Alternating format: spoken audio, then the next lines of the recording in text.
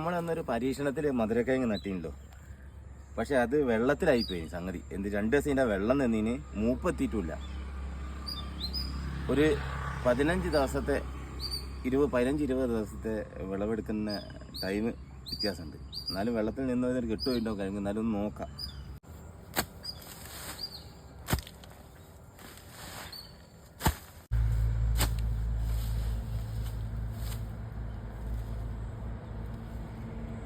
ഇതിലേതായത് കിഴങ്ങായി വരുന്നുള്ളൂ. ഇത് കിഴങ്ങാണ്, ഇത് കിഴങ്ങാണ്. ചീഞ്ഞും പോയി കുറേ. നമ്മളെ മൂപ്പിൻ്റെ പ്രശ്നം കാര്യമായിട്ട് ബാധിച്ചിട്ടുണ്ട്. ഇത് കിഴങ്ങാണ്ടൊക്കെ ചീഞ്ഞു പോയി, വെള്ളം നിന്നിട്ട് ചീഞ്ഞു പോയി.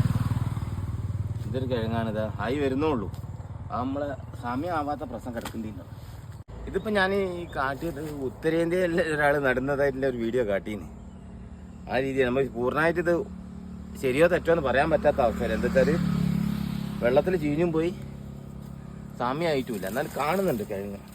നമുക്ക് ഏതായാലും നമ്മൾ എടുത്ത രീതിയിലൊന്ന് നോക്കാം. അതിൻ്റെ അകത്ത് എന്താ സ്ഥിതി? ഇതും വെള്ളത്തിൽ തന്നെയാണ്. ഇത് നമ്മളെ രീതിയിൽ നട്ടതാണ്. ഇതും വെള്ളം കയറി. എന്നാലും നോക്കാം. ഒരു ഒറ്റ മറ്റുണ്ട്, ഒറ്റ വള്ളി മാത്രം വെച്ച്.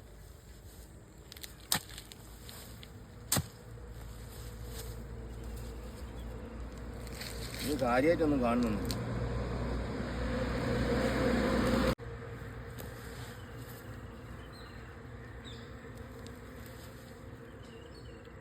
ഇതിൽ കിഴങ്ങൊക്കെ ആയി വരുന്നുള്ളൂ.